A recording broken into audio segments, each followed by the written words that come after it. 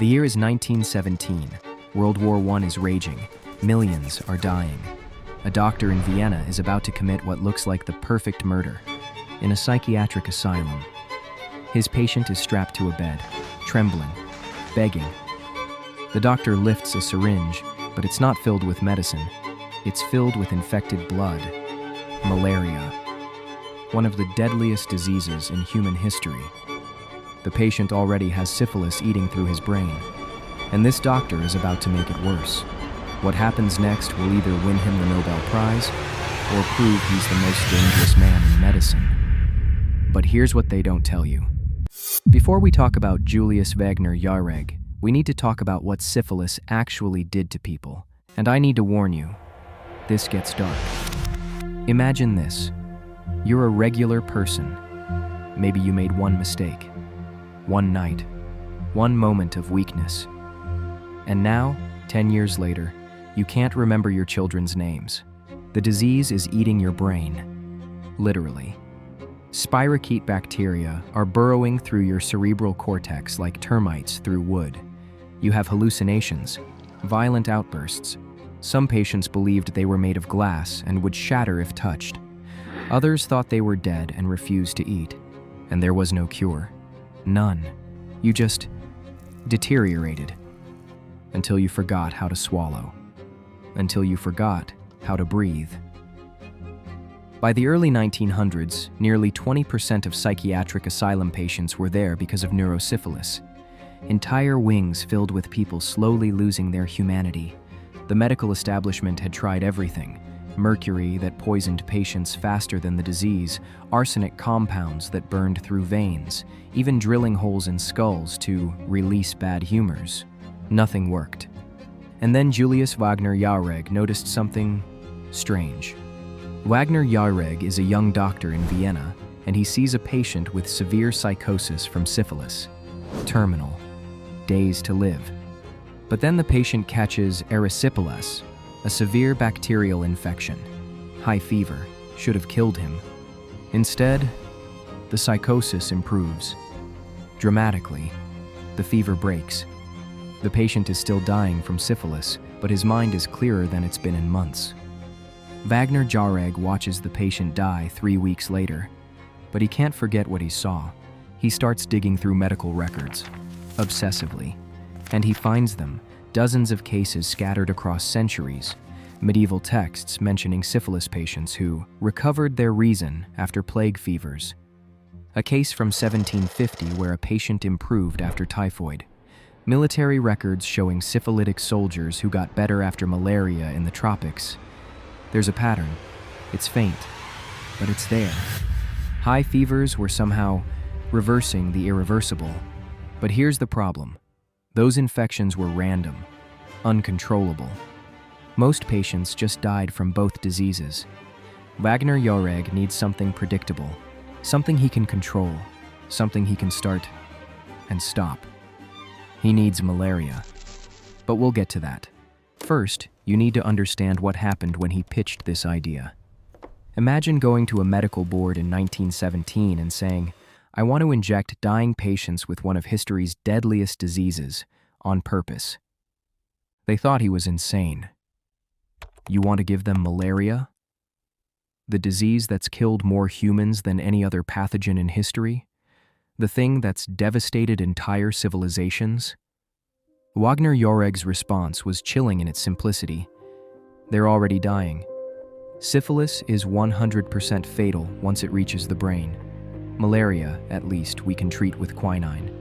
We can control the fever. We can stop it. And if I'm right, we save them. If I'm wrong, they die 3 months earlier than they would have anyway. The board was split. Half called him a monster. Half called him desperate enough to be brilliant.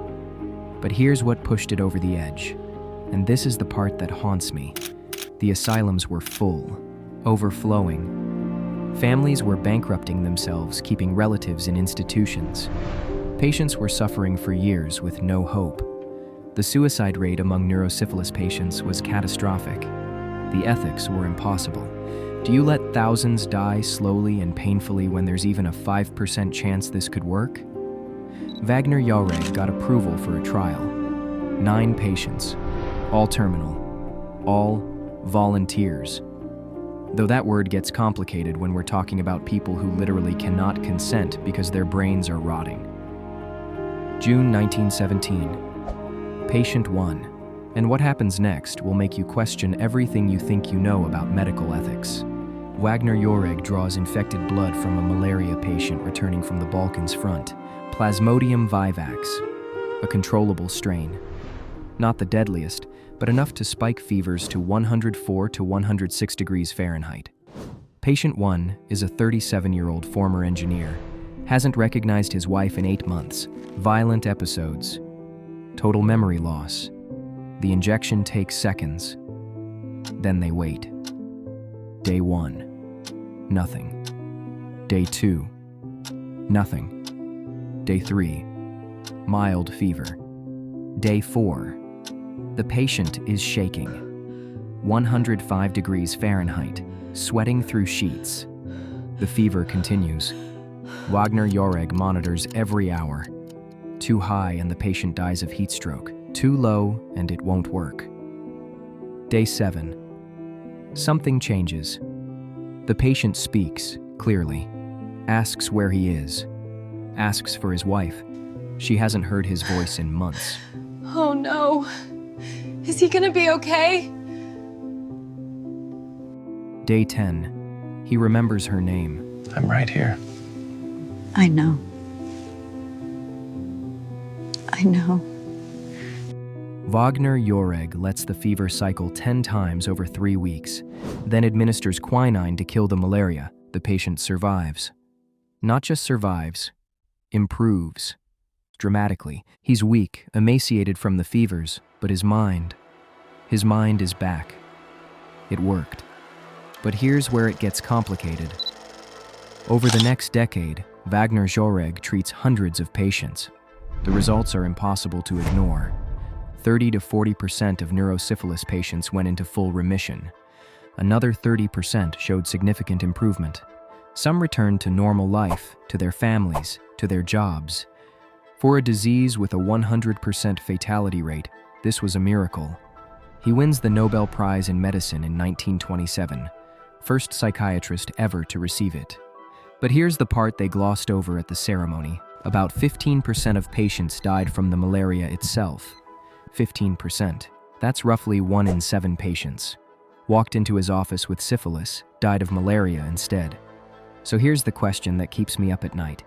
Is it ethical to kill 15 patients if you save 100? Because that's the math. That's the cold, brutal calculus Wagner-Jauregg faced every single day. And it gets worse. Many of these patients couldn't consent. They were psychotic, delusional, legally incompetent. Families consented for them. Desperate families who'd tried everything else. Was it medicine? Or was it playing God? And there's another layer to this story. One that makes it even more disturbing.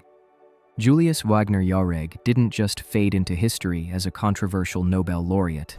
After World War I, he sat on psychiatric boards in Austria, made decisions about who was mentally fit and who wasn't.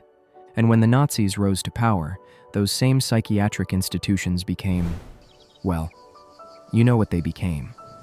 Wagner-Jauregg himself was investigated after World War II for potential collaboration. The evidence was murky. He'd retired before the worst atrocities, and some records show he protected certain patients. But his fever therapy techniques? His methods for determining who was treatable and who wasn't? Those same frameworks were used by doctors who made very different choices. This is the part of medical history that's uncomfortable. Wagner-Jauregg saved thousands of lives. That's not debatable. He also existed in a system that would later do unspeakable things. Can both be true? Can someone be a genius and still be part of something terrible? I don't have an answer. I'm not sure anyone does. Here's what haunts me about this story. By 1928, penicillin was just a decade away. A real cure. No fevers, no death gambles. Just medicine. If Wagner-Jauregg had waited 10 more years, his entire experiment would have been unnecessary. But 10 more years meant how many deaths? How many people suffering in asylums with no hope? How long do you wait for a perfect solution while people die of an imperfect problem? Because here's the thing, we're facing the same question right now. Right now, there are experimental treatments for Alzheimer's, ALS, aggressive cancers. Treatments that might work, might not, might kill some patients while saving others. How do you calculate acceptable risk when the alternative is certain death? We like to think modern medicine has moved past these brutal choices. But have we? Or have we just found more comfortable ways to make the same calculations? The FDA approval process takes years, sometimes a decade. That's good. We need safety. We need evidence.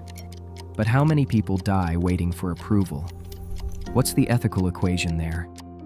I'm not saying Wagner-Jauregg was right or wrong. I'm saying the question he faced never went away. We just pretend it did. Julius Wagner-Jauregg injected dying patients with malaria and saved thousands of lives. He also killed hundreds. He won a Nobel Prize. He also potentially enabled systems that committed atrocities. He was called a genius and a monster, sometimes by the same people. And the truth is, he was probably both. Because medical progress isn't clean. It's not simple. It's people making impossible choices with incomplete information and hoping they're on the right side of history. The fever cure worked until it didn't. Until penicillin made it obsolete. Until it became a footnote in medical history that most doctors have never heard of. But those patients he saved, they got to go home. They got to remember their children's names. They got years they never should have had. Was it worth it?